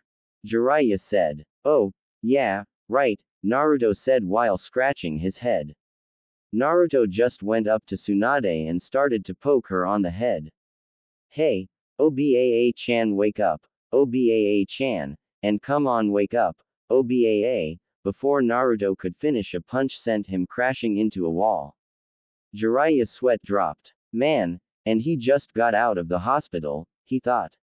A drowsy Tsunade looked up at a smiling Jiraiya. Jiraiya, what are you doing here? She asked drearily. Jiraiya just pointed to the ground where Naruto was. I told you to bring him when he was awake. She said. He was awake. Till you punched him out cold again, Jiraiya said. Did I? Well, that doesn't matter, let me see him. She said. After a few healing jutsu later, they were ready to start their chat. So Tsunade Oba-chan, why did I have to leave the hospital through a window and not the door? Naruto asked. Well, Naruto, the thing is that you still haven't fully recovered. Tsunade said in a serious voice. What are you talking about, Tsunade Oba-chan? I'm good as new, Naruto said. No, you're not. You're very unstable right now. I'll prove it to you. Lift up your shirt, Tsunade said. Ha ha. Come on, Tsunade Oba-chan, you're kidding, right? Naruto said in a nervous voice. Try molding some chakra, Tsunade said. After hearing this, Naruto nodded. He started to mold some chakra, which resulted in the seal appearing, but something caught Naruto's attention. Red chakra was leaking out of the seal. Ero Sennin, Tsunade Oba-chan, what's happening? I haven't asked the fox for its chakra. A worried Naruto said. That's what Tsunade wanted to speak to you about, Jiraiya said. Naruto, since you fainted, you've been releasing a lot of the Kyuubi's chakra while you were unconscious, and we believe the seal may break any time now. Tsunade told him softly. This shocked Naruto. He didn't know what to say, but he remembered what the Kyuubi told him. Flashback. Chakra, said the Kyuubi. Chakra, said Naruto. Yes, child, chakra, said the Kyuubi. The chakra I gave you this time was much more than any time before. It was more than enough to match the power of the one you call Jiraiya, the Kyuubi said. So what? Said Naruto with a spark of anger in his face. Listen, that chakra I gave you was more than enough to make a hole in the seal, but not enough for me to escape. The only things I can do are give you more of my chakra and talk to you, Kyuubi said. End flashback. Hey Naruto, wake up, said Jiraiya. What happened, kid? You zoned out there for a minute, Tsunade said. Nothing, I was just thinking, said Naruto. Both of the Sennin looked at each other, like they were communicating without words. It looks like it was too much of a shock for the boy. Maybe I should have been a little more subtle about the matter, Tsunade thought. Well, kid, we have a few options. First, we can make a new seal over the Yondaimes. If we do that, you won't be able to call upon the Kyuubi's chakra, she said. Naruto's eyes opened wide. What? I won't be able to use the Kyuubi's chakra? He thought. The other thing we can do is train you more, so you can control the Kyuubi's chakra, but if you can't do it, we'll have no choice but to put a seal over the other one, Jiraiya said. Naruto sat down in front of Tsunade's desk and started to think deeply. What should I do if the seal might break? If they seal it again, I won't be able to use its chakra. But if it breaks, the Kyuubi might escape. Naruto thought. Foolish child, you already forgot our chat, said a voice in Naruto's head. Suddenly Naruto was standing in a dark corridor, walking towards a light. Man, I'm back here again, Naruto thought. Naruto kept walking until he entered a room where a jail cell with a seal was laid. Naruto saw the cell and was about to say something when he noticed the jail cell was missing one of its bars. So stupid fox, it looks like your cage is bigger, Naruto said in a taunting voice. Yes it is boy, but that's not the reason I called you here, Kyuubi said. Then what do you want you dumb fox? Naruto asked. I just want you to remember our talk. If you take the offer of a new seal you'll be breaking our agreement. Remember I can't break free, only speak and give you my chakra. It will be as before, only this time I can talk to you. The Kyuubi said. Agreement? Naruto asked, sticking out his lower lip.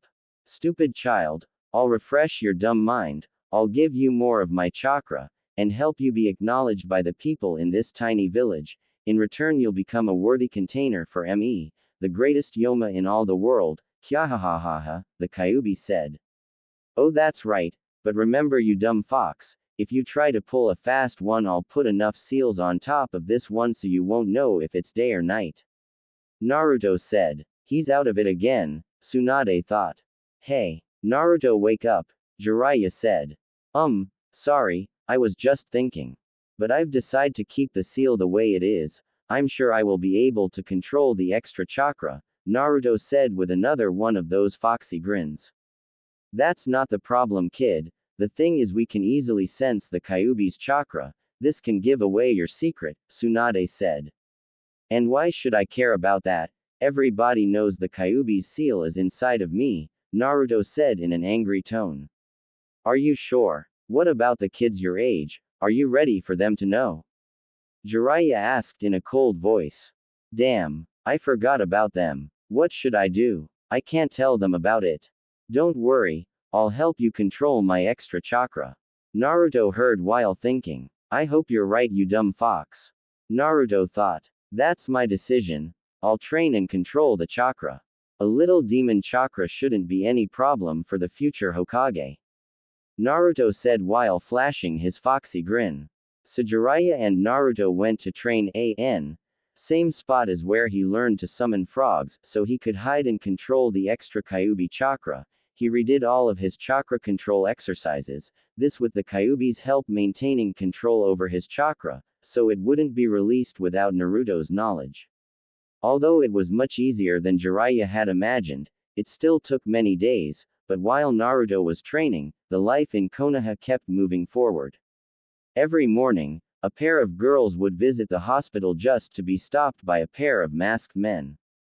Sorry, no visitors today, a masked man said. But I haven't seen Naruto-kun in days, please let me see him. A pale girl said in a very low and nervous tone. No, now leave, the man said. But, the girl managed to squeak out. Leave now, or I will make you leave, the Anbu said. After those words, the pale girl let out a few tears, and started to walk away from Naruto's room. On her way out she found a girl she had seen every day coming and seeing the fox boy. Hi, Hinata, what happened? Why are you crying? Sakura asked. Naruto-kun is still, Hinata said, while crying. What? They still won't let anyone see him? Sakura said. Hinata simply nodded and started to walk away. Next to her Sakura walked with her, this surprised Hinata. Aren't you going to see Sasuke? Hinata asked. I went to see Hokage-sama yesterday, I asked her if she would let me see Sasuke-kun. Sakura looked at the floor. She told me no, that nobody would be able to see him until she says so I should forget about visiting him and get back to my training and stuff, Sakura said in a very low voice. This answer actually worried the already insecure Hinata. She only wanted to see Naruto-kun today. I wonder if Hinata's thoughts were interrupted. Hey Hinata, how are Neji and Kiba? Sakura asked while smiling. After Hinata heard this she froze. I don't know I haven't seen them, Hinata said. After hearing this, Sakura's eyes flew wide open. What? She's only been visiting Naruto. No, she can't have a thing for Naruto, can she? I thought she was into Kiba. If she is, what can she see in him? I know he's nice, brave, and does his best to help you, Sakura thought. Otu-san T told me they were better thing to do and I shouldn't waste my time seeing them and I should keep tr training, Hinata interrupted Sakura's thoughts. But then why did you visit Naruto? Isn't that the same as visiting the others? Sakura asked. This is bad, she can't find out about my feelings, she just can't. Hinata thought wildly. YUSC. Oni-chan. A voice interrupted Hinata. Oni-chan, Otu-san is still waiting for you. The small white-eyed girl said. Hanabi, sorry I forgot about the Hyuga M meeting today. I'm sorry, I'll be right there, Hinata said, turning to Sakura, she continued. I'm sorry Sakura, but I must be going. Hinata said. Moments after her farewell, the sisters started to walk, leaving an angry Sakura. She didn't answer my question. I wonder if she does have a thing for him. No, she just can't. Wait, am I jealous? Nah. Why should I be? Sakura thought. Why is Sakura so interested in why I visit Naruto-kun? She can't be jealous, can she? No. She has that Sasuke, Hinata thought. Night came and each girl put her thoughts in order, each thinking of the same thing. Naruto, what can Hinata possibly see in you? I know you're nice, you care about other people, you never give up, you try your best, and sometimes you're even cute, hell yeah. What? I don't think Naruto's cute. Do I? Hell yeah. What? I mean, hell no. That's better. No, I don't like Naruto, I like Sasuke-kun. Don't I? Sakura thought deeply. Even with those words she still felt that doubt she had been feeling every time she visited Naruto. In another place in Konoha, pale eyes stared at the ceiling. Sakura wouldn't care about Naruto-kun, not now, not after all they went through to bring back Sasuke for her. Yeah, she doesn't care about Naruto-kun, she just feels guilty for making Naruto-kun promise her to bring back Sasuke. She feels guilty for what Sasuke did. Yeah, that's it. That's got to be. I hope that's it, Hinata thought, trying with all her might to hold back her tears. Even though their thoughts were the same, they both felt the same doubt. While the girls were restless because of their fears and hopes, a raven-haired boy was restless for other reasons. I'll kill you. I'll kill you. Because you're my closest friend. Closest friend. Friend. My friend. His eyes shot open. No. What have I done? No. A scream was given out by a voice in a dark room. The boy laid there in a bed. His arms and legs tied to it, he was unable to move and yet he still tried. Where am I? The boy tried to look around, but it was too dark to see anything. What happened? I don't remember. Did I go to Orochimaru? It's so dark, quiet, and humid, just like a snake's lair. Naruto, so he wasn't able to stop me. Did I kill him? He thought while looking into the darkness. I've closed the gap Itachi. Now I possess the Mangekyu like you. He suddenly stopped his words. Like you. The shock that overcame him was visible even in the pitch-black room. He knew his brother and he hated what his brother had become, yet he tried so hard to be like him, like the man he hated. Damn it, I don't want to be like that bastard. I just want to kill him. I'm nothing like him, I'm an avenger. He's just a murderer, he said with doubt in his voice. He killed only to prove he was stronger. He killed his friend for nothing. I've killed Naruto for a reason. After I get Orochimaru's power, I will kill him as well. He thought while smiling. I did kill him, right? He thought. After that, he tried to release his arms to no success. Sharingan, he said, starting to look around, but was surprised. He began to examine the room around him, trying to see the power of the Mangekyu Sharingan. He looked and looked but to no avail. What the hell? It's the same. It hasn't changed a bit. I don't have the Mangekyu. He cursed himself. Naruto, he said. The images of him holding Naruto by his shoulder rushed to his head, the words he said, the emotions and ideas running through him, all the reasons he had for killing him now seemed foolish and worthless. Damn it. I was an idiot to believe Itachi's words, everything I did was for nothing, I left the village, I killed Naruto, and I left Sakura, he thought, cursing himself for his stupidity. But what does that matter now anyway? I'm in the sound now, they must have picked me up after I killed Naruto. The only thing I have to look forward to is getting Orochimaru's power. And after I get them, I'll leave this stupid place and get my revenge on Itachi. He'll pay for destroying my family and making me leave the village and killing Naruto. He said to himself, attempting to excuse all that had happened because of him. After saying those words, he laid there in silence, thinking of the fight. He had tried to convince himself that what had happened was for the best, that with the power he had gotten he was able to defeat Naruto, his rival, even though he never told anyone that he saw Naruto as one. He thought of every fight, the one with Haku. I could beat him, but he did. What Sakura told him about the fight he had with Neji, he closed his 64 chakra openings and still was able to win. The fight he had with Gaara, damn it. I hit him with 2 Chidoris and still couldn't beat him. He summoned a frog and fought with Gaara transformed into that monster, he thought.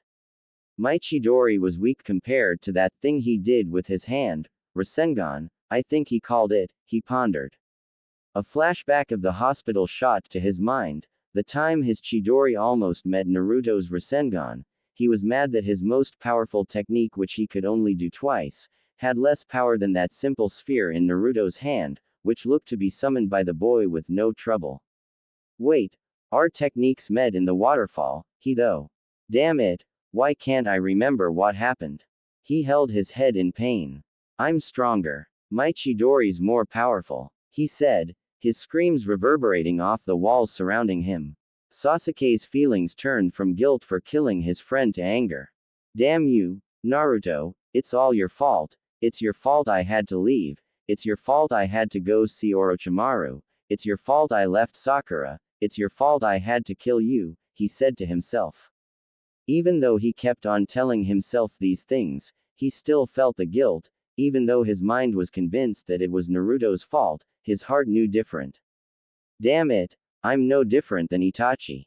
He had people that cared for him and he simply killed them, he made me suffer, to leave me without them. Did I do the same to the only person who cared about me? Sakura. I know you cared about me and Naruto, and I knew he cared for me, if only as his rival, and yet, I did the same as Itachi, I killed Naruto and left you to suffer, I took away everyone you cared for, and I left you even after you said those words to me, he reminisced with deep regret. No, it's your fault. I had to do this so you wouldn't catch up to me. I couldn't let you catch up to me, I had to be stronger, I had to be the strong one, I'm an Uchiha, I'm my father's son, he spat out with now a tone of jealousy in his voice. The boy was disturbed with all he knew about the blonde boy, he tightened his fist, angrily trying to free his hand from the bed. He was now not just angry, he felt an emotion he knew quite well when he saw Naruto grow. Why were you so strong? Every time we trained I became stronger, but you always closed the gap, no matter what technique I learned, you always matched it if not surpassed it, he thought with malice and jealousy. You always had to try and steal my glory, didn't you? You wanted to take everything away from me, it didn't matter the mission, you wanted the glory. In the wave, you had to beat Haku, didn't you? In the Chunin exam you had to save us from the snake, didn't you? He thought, stopping and tightening his already fisted hand. You had to save Sakura, didn't you? You couldn't let me, even now you tried to stop me from getting power. One which you could never get, you tried to steal my revenge, to get the glory of bringing me back. Even though his mind was set, one image kept showing in his mind. Sakura.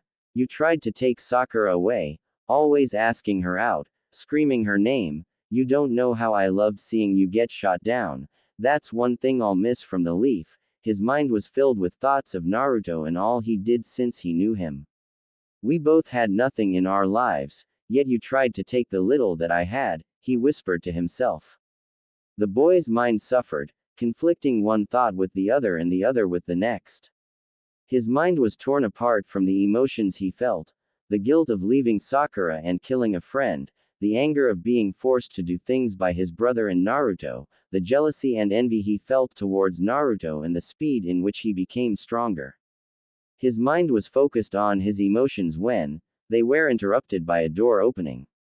Two men wearing long white coats, with their mouths covered appeared. "So you pulled through," the man on the left said with a slight tone of disappointment. Both of the men got close to Sasuke and started to do some scanning jutsu. While they did that, Sasuke observed every little move they made and he searched for their Hitai-8. He sounded disappointed. That's the leaf symbol, damn it. I'm not in the sound. Damn you Naruto, even now you've taken away what's mine, he thought, cursing Naruto and all he'd done for him. So you're fine, one of the men said in a cold tone. So they're disappointed that I'm fine, are they? Looks like I'm not the precious Uchiha boy anymore. Thanks to you they brought me back, just to punish me and hate me. You've taken everything from me, Naruto. You finally beat me, he thought, staring into one of the men's eyes. I hate knowing that I'll be seen with the cold eyes those two are giving me. I won't be thought of as the last Uchiha, I'll be looked at as the traitor, as the missing nin that was brought back by Naruto. Cold eyes. After that, he started to see into the darkness of the room. Naruto was seen with cold eyes. I remember seeing them in many of our teachers. We were the same, the last of our kind, yet no one ever spoke of the Uzumaki clan, only of the Uchiha. Maybe that's why you wanted what I had. We were the same and yet they treated me as different. I was praised when you were scolded. I was admired while you were ignored. I was loved by the people while you were hated. I was acknowledged as the thing you desired the most, while you were never. You baka. You should have left that village long before me, yet you couldn't, could you? Never gave up, never gave in, always fighting for your ninja way. You baka. All that ninja way got you was death. Naruto no baka, he thought while he saw the two men performing their scanning jutsu. After performing their scanning jutsu, they left the room. Outside, three figures stood in wait for them. So how is he? A blonde woman asked. He's fine. He pulled through, one of the men answered. You sound disappointed, a gray-haired Junin said with slight anger in his. I'm a little disappointed because that traitor pulled through, but don't think I didn't do my best, the medic nin said. We know you did your best, Shinji. I wouldn't expect anything less from one of the best medics in Konoha. The blonde woman praised him. So what's the prognosis for Sasuke? The gray-haired man inquired. Kakashi-san, his physical condition is okay, but his mentality is another story. Koshi tell them, Shinji said while looking at the man next to him. Koshi, a slightly taller man than Kakashi, stepped forward. Well, I've made every one of the scans I can, and it looks like his mind has become unstable. I do not know if it's the curse seal or the mental trauma he suffered when his clan was massacred when he was a child, Koshi said. Maybe it was both. A boy behind Kakashi said. What do you mean, Shikamaru? Tsunade asked. Well, in the forest of death in the Chunin exams, Sasuke kind of lost it, Shikamaru mumbled the last part. What do you mean he lost it? Tsunade said while leaning forward towards Shikamaru. Man, this is troublesome, he thought, then he noticed something. Man, I can see her cleavage. What is she, a size D? He thought, while fighting back a nosebleed. Spit it out, you brat, she yelled at Shikamaru. Gulp. Okay. Well, you see, in the exam, after they were attacked by the snake guy, they were attacked by the sound genin, Shikamaru said, and then paused for effect. After we showed up and helped them, Sasuke woke up, but he wasn't himself, Shikamaru said. Explain yourself, Shikamaru, Kakashi asked the lazy Chunin. Well, that time he was bloodthirsty. He broke Zaku's arms and he enjoyed it. He would have probably gone and killed him if it wasn't for Sakura.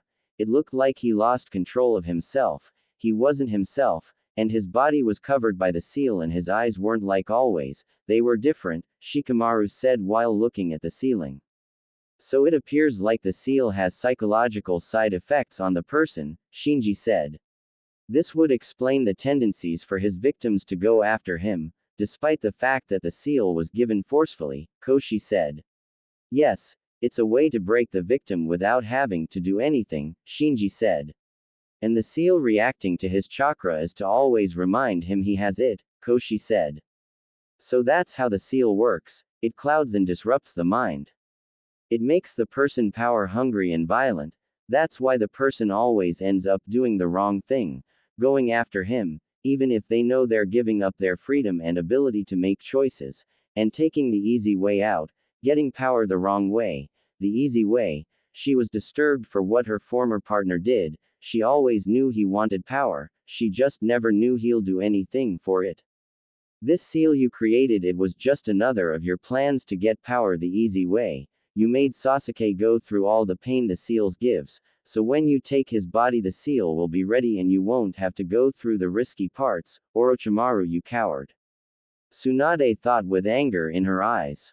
So perhaps if we put a full moon seal over the curse seal we may be able to stop the mental effects it has on Sasuke, both of the medics said in unison. After the medics said those words, the three shinobi's eyes shot up. What do you mean you can stop it? Kakashi asked. Yeah, the third was never able to get the course seal off Anko. Tsunade replied. Well, we're not the third, and I think the problem was he tried to destroy it completely. That's too difficult to do, so instead of destroying it, or trying to seal it all up, we'll just seal a single part of it. In other words, we'll stop one of the many things it does. Shinji said in a proud voice. It looks like I spent too much time gambling, I never thought of that approach, Tsunade said in a proud voice. Ha, you think too highly of us, Hokage-sama, Koshi said while blushing slightly. So can we see Sasuke?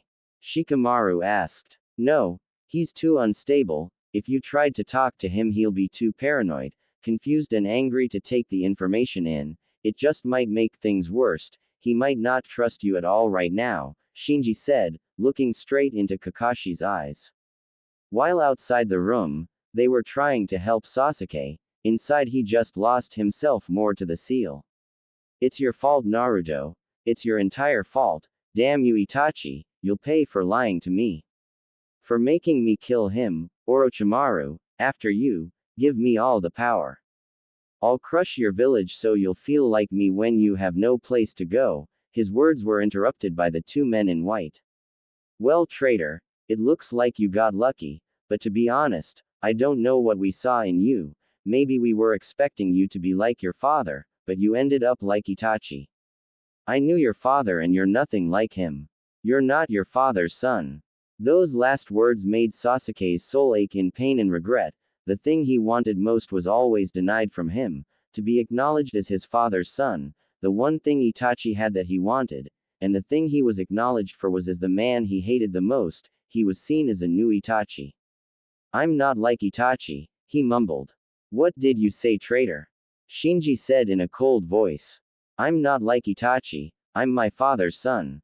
Yeah right. He was cut off. After screaming those words to Sasuke, Shinji started to make hand seals. While he made the seals, Koshi moved Sasuke so the curse seal would be visible.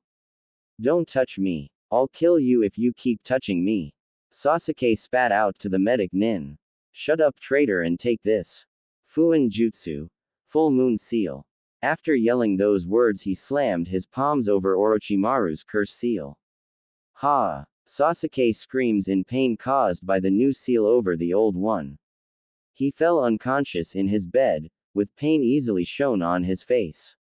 There, now you're fine in mind and body, now you can take responsibility for what you did, you traitor, he said with disgust in his voice.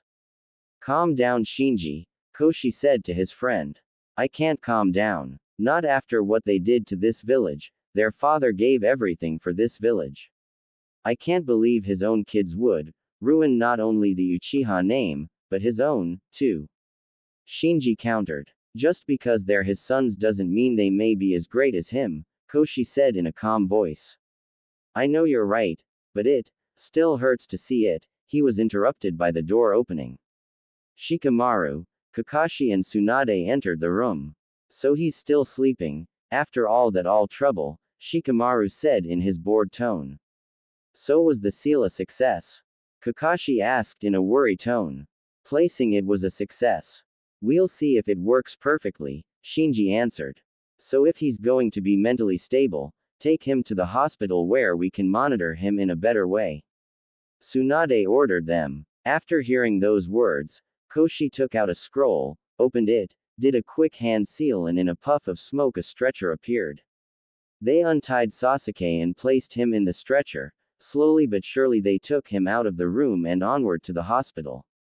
Man, looks like things are finally looking up, Tsunade said. Later that night in the Hokage office, a lone figure sleep over a ton of paper. Man, every time I come here she's sleeping. It doesn't matter if it's early in the morning or very late at night, a white-haired man silently observed. Hey, Tsunade, wake up, he said. After finishing those words a fist flew towards him. Not this time, he thought, as he dodged the punch. He smiled as he jumped out of the way, but was unaware of the kick flying his way as well. What the hell? She has to be kidding me, he thought as the kick connected with the side of his face. Huh, what the hell? A drowsy Tsunade said. Jiraiya, what are you doing on the floors of my office? She asked, scratching her head. She's got to be kidding, there's no way she didn't do that on purpose. He thought, right before he blacked out. A few healing jutsu later they started their midnight chat. So what do you want, Jiraiya? She asked in a grumpy tone. Man, you kick me in the jaw and still aren't nice to me, he said in a slightly disappointed tone. Shut up and tell me before you get another kick. This time not in the jaw. She enforced in an evil tone. Very well. Naruto's training was a success, not even I can sense the Kyuubi's chakra. That boy keeps impressing me, Jiraiya said while rubbing his jaw.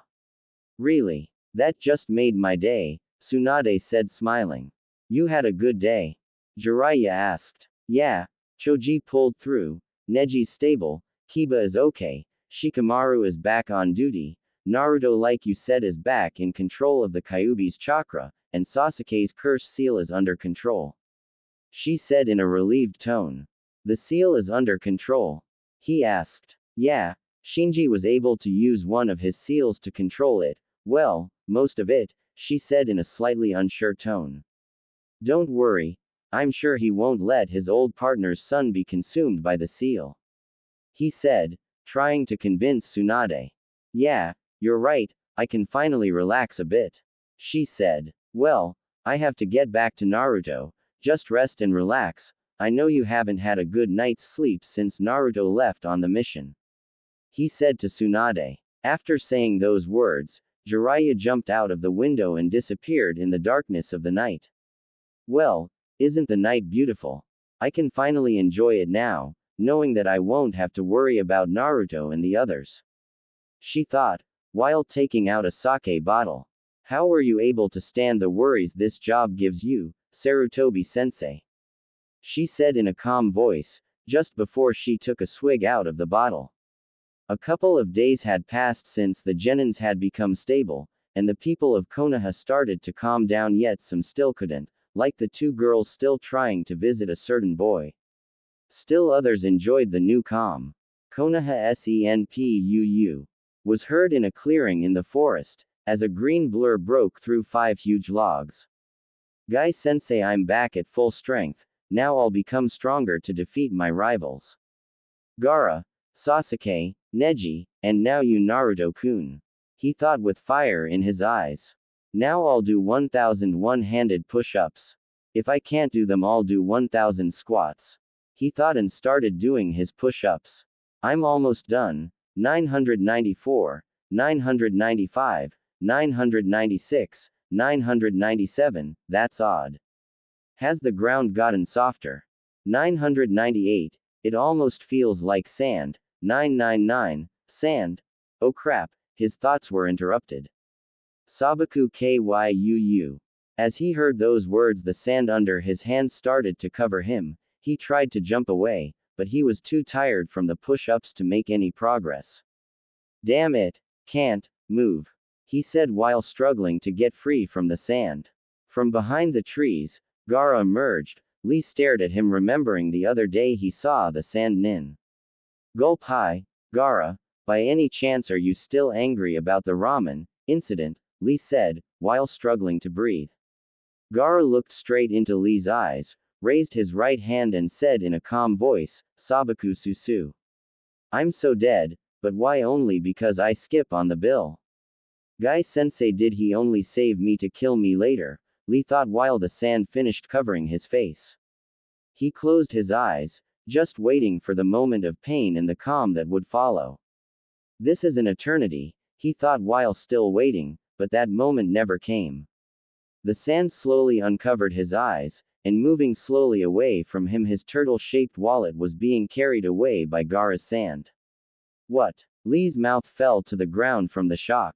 You baka, if you only wanted the money you could have told me. Now I need a new bodysuit, you baka, Lee said, just before the sand released him and fell to the ground. If I only asked for the money, would you have learned your lesson? Gaara said in a calm voice while taking out some money from Lee's wallet.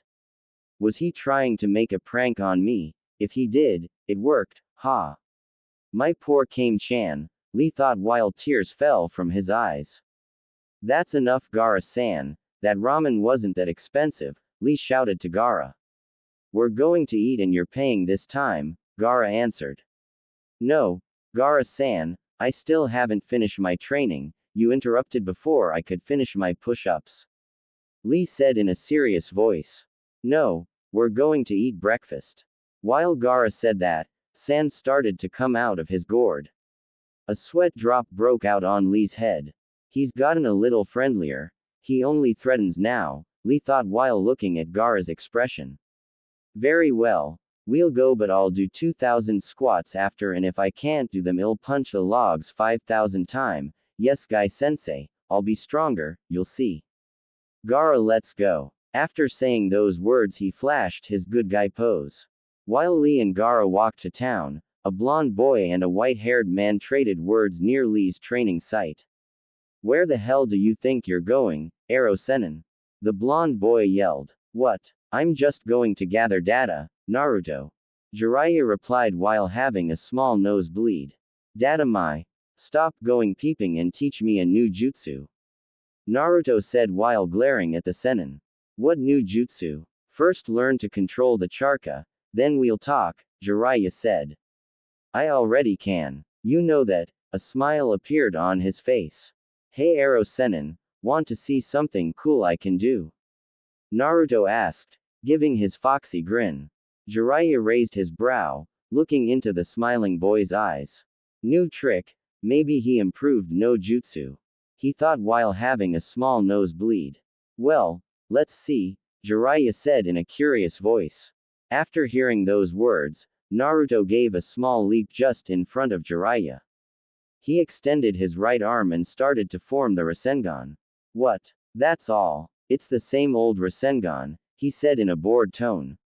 After hearing Jiraiya's words, Naruto made a bigger smile at Jiraiya. He noticed it, but didn't understand the reason for it. Naruto then suddenly started to move his arm forward and backwards.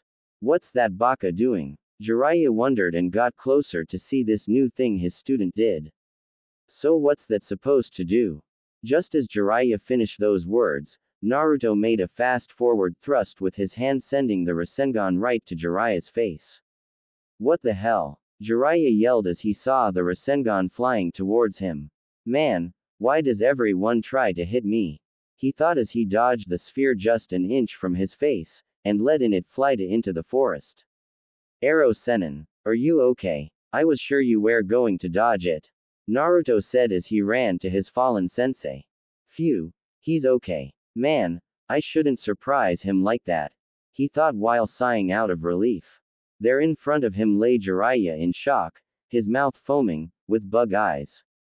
His forehead protector had a small mark where the Rasengan was able to hit him slightly. Naruto started to poke Jiraiya in the head, then got close crouch and said, Hidden Leaf Ancient Taijutsu Supreme Technique. 1,000 Years of Pain. He hit Jiraiya with it, making him jump straight into the air. When he recovered from the shock, he turned to Naruto, gave him a hit over the head, and screamed at him. Baka! Baka! Baka! You baka! He yelled into his head. What the hell did you do that for? Then the memory of the Rasengan flying at him kicked in. He then scratched his head and stared straight at Naruto. How were you able to throw the Rasengan? I can't do that, and neither could the fourth. He said in a curious and interested voice. Naruto, who was ashamed for what he did to his sensei, was surprised at how Jiraiya had so easily forgotten about the near-death experience. He put his foxy grin on and started to explain. Well, Ero Sennin, when I was learning to control the Kyuubi's chakra, I made Rasengan to train, but the chakra always ended up mixing in with mine in the Rasengan, but when I stopped letting chakra out, it still stayed there, he said in a bragging voice. So you tried to use only yours in the Rasengan? Very nice. Looks like he's getting sharper. Of course it's because of my guidance, he thought, smiling like a proud father. But what do you mean after you stopped using your chakra the Rasengan stayed? He asked. Yeah, after I stopped putting chakra into the Rasengan it vanishes, but when the Kyuubis got in, even after I stopped it stayed for a while, he said, trying to sound like an expert on new jutsus. Ha! Mr. Smart guy, if you know so much, then why does the Rasengan last longer? Jiraiya asked while smiling. Naruto stuck out his lower lip and started to think deeply. What can I say? When you don't know, lie, kid, listen to your sensei, he will help you with your control and techniques, a voice interrupted his important thought. Ha! Shut up, you dumb fox, I already mastered how to control and hide your chakra. He said to the Kyuubi. Yes, but you've discovered a new way in using one of your techniques, you should know how it works. It said in a bored tone. I don't need to know how it works, I just have to know how to do it. He answered. Stupid kid, every great shinobi knows how their jutsus work by heart. The fox said. So then tell me. He yelled at the fox.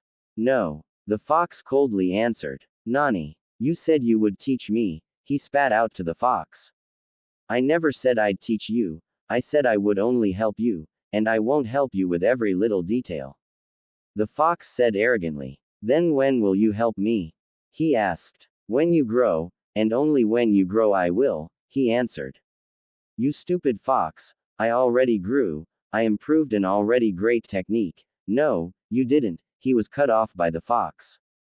You only learned chakra control, and any genin can learn chakra control in one point or another in their lives. It paused to see Naruto's reaction. You can only throw it because of my chakra, you didn't grow, and to make things worse, you found it by pure luck. The Kyuubi said in a cold tone. Naruto knew the Kyuubi was right. It was there when he learned it. After that day he fought with Sasuke, the Kyuubi seemed to know everything Naruto did or thought. Flashback. I have to control it, I can, he chanted while trying to suppress the Kyuubi's power. The Rasengan appeared in his hand, but it was one too many times forming it, he had used all of his own chakra, his body failed and started to fall to the ground, but still the Kyuubi's chakra started to flow freely into the Rasengan, he fell to the floor hard. Hitting his arm with a rock as he hit the ground, his hurt arm flinched, dropping the Rasengan right in front of him. What the? He gasped as he saw the Rasengan not disappearing as it should but tearing the ground in front of him. How did I do that? He wondered while staring at the torn up ground. Who cares? It's so cool, can't wait to show Ero Sennin. He mumbled right before fainting. End flashback. You're right, he thought. Hey Baka, so do you know how it works? Jiraiya said to the boy. Naruto looked up at the Sennin. No, he said in a low voice. What? He admitted it. I thought he would make something up or something like that, ha. That boy, it looks like my serious and mature nature rubbed off on him. He thought. Alright, I'll tell you, chakra. After it leaves the body it disperses into the surrounding area, he said, looking at Naruto.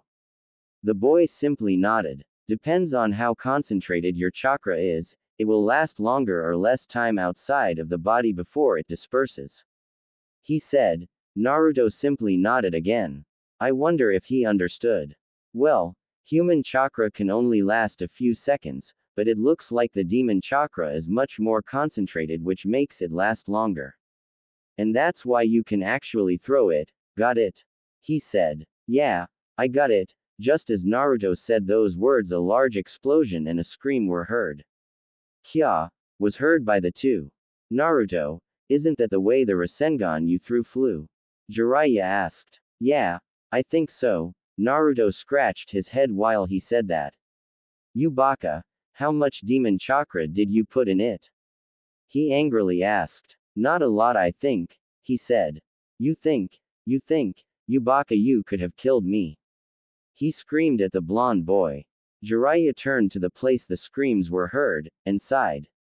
How much power does the Kyuubi have, and how much can Naruto use of it? He thought with fear of what that power could do to the boy. Now go and find the people you killed. He said to the kid. Why me? And I didn't kill anybody. I'm sure. More or less, he said in a nervous tone.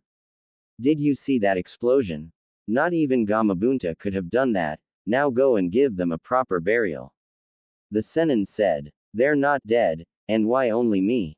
Aren't you going to help me? Naruto asked. I have to gather data. After saying those words, Jiraiya vanished in a puff of smoke. What kind of sensei is he? Not helping his only student to cover up his murders, what am I thinking?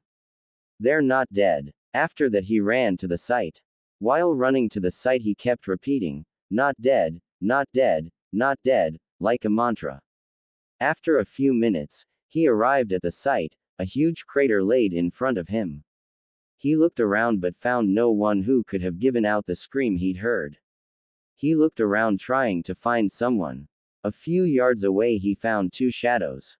Oh my god. Fuzzy eyebrows. He thought while looking at an unconscious Lee. Next to him he saw someone leaning on the tree. Gaara, you too. Are you okay? He said in a nervous tone. You did this, didn't you? UIDI. Gaara fell unconscious before he could finish. Naruto carried the boys to his training spot, waiting for them to wake up. Naruto sat next to the fire he started to keep the two unconscious boys warm, hoping that would make them wake up faster. Come on, wake up already. He thought while looking at the boys. Almost on cue, one of the boys started to move. Gaara, are you okay? Naruto asked. He simply stared at him. Come on, say something, he said worriedly. You have become stronger, he said coldly. What? Only a little, he said, trying to sound modest. No, you've grown a lot. That attack overpowered my shield of sand like it was nothing, Gaara said. But what happened? What were you doing out there? Naruto asked, trying to change the subject. Lee was training and I came to get some money he owed me, he answered. Oh, so you're best friends with Fuzzy Brows now? Naruto stated. Gaara just stared. Before Naruto could start to make fun of Gaara, Lee started to grunt and move. Lee opened his eyes, staring straight into the fire. Naruto started. Oh my god, I have died and gone to hell, but why? Why, Guy Sensei? Is it because I didn't finish my push-ups and didn't do the squats I should? I'm sorry, Guy Sensei, he thought while clenching his fist and crying. Naruto and Gaara sweat dropped at the strange spectacle Lee was creating. Hey Lee, are you okay? Naruto screamed while waving frantically at the older boy. Huh, Naruto-kun, what's he doing here? He thought while looking at his surroundings. Lee, what's wrong? Come here, Naruto said to Lee. A confused Lee got up, walked up to the boys, and looked at Naruto, and then he remembered seeing a blue ball coming at him right before he blacked out. Naruto-kun, what are you doing here? Sakura-san told me you were still in the hospital, Lee asked in a curious voice. Oh right, nobody knows I left the hospital days ago. He thought, you should give them a good excuse, and I mean good, you don't want them to know you were training to hide demon chakra, do you? The fox voice echoed in his mind. I know that, but Gaara already knows. Oh wait, Lee doesn't, let me think. He said back to the Kyuubi. Well, you see guys, I've been here, since, before he could finish, a giant scroll slammed into Naruto, sending him flying. After the boy was hit, a man jumped from nowhere in front of Lee and Gaara. Naruto, you baka, so these were the people you almost killed. You should be ashamed of what you did. Jiraiya said. Good thing the girls left early today, I got here just in time, knowing that kid he would have said something stupid, Jiraiya though. You two are the kids that helped Naruto bring Sasuke back, Lee and Gaara right, he said, pointing at each boy in turn. Yes, and you're Jiraiya-sama, one of the 3 legendary Sennin, and ex-teammate of the Hokage-sama, Lee stated, looking at Jiraiya. Gaara was unimpressed and simply said, right. Arrow Sennin, why did you do that to me? That's no way for a sensei to treat his student. Naruto said angrily to Jiraiya. What? Naruto-kun's sensei is one of the legendary 3. No wonder he has become so strong. Even if Guy sensei is great, he's no match for one of the Sennin. Lee thought as he watched Naruto and Jiraiya argue. That's one of the reasons, you're stronger, but I sense it's not the only one, Gaara thought. So Naruto-kun, when did you leave the hospital? Lee asked again. Naruto and Jiraiya looked at him. Naruto opened his mouth, but a pat on his head from Jiraiya told him not to speak. Ha Lee, Naruto just recovered this morning. I told him to rest for a couple of days, but he never listens, so he started to train as soon as he left the hospital, a few hours ago, Jiraiya said in a serious tone. Is that so? Lee answered. Well kid, it's past noon and I have important Sennin things to do, so I'll take my leave. After saying those words, he took out a small telescope and jumped out of sight. Sennin things you're just going to peep again. Naruto thought with disgust. So where were you guys going when I hit you with my jutsu? Naruto said in a joking manner. What? That blue thing that hit me was his. Lee thought in shock. We were going to get ramen for breakfast. Well, lunch now, Gaara said. Lunch? How long was I out, Gaara? Lee asked. A few hours, Gaara answered. Well, let's go get some ramen then, Lee said in a happy tone. After hearing that sweet word, Naruto's eyes started to get teary. Ramen. I haven't eaten ramen in a while, a teary-eyed Naruto said. Want to eat with us, Naruto-kun? Lee asked. Really? Your great fuzzy brows, let's go, Naruto said, jumping with joy. Naruto grabbed Lee's and Gaara's arms and started to pull them towards the village. This is so great, I'm going to eat ramen, and even better, I'm eating ramen with 2 of my friends. That's so cool, Naruto thought while giving a huge foxy grin. The boys finally arrived at the village's busy streets. I wonder if anyone missed me. Who knows, maybe I'll see Iruka-sensei, Kakashi-sensei, Tsunade Obachan, and Konohamaru, or even Sakura-chan, he thought. The boy then remembered the dream he had in the hospital. He stopped walking and looked at the sky, maybe Hinata too. After that, the boy started to run out of excitement, leaving the other boys just looking at his back. Come on guys, the ramen won't wait forever.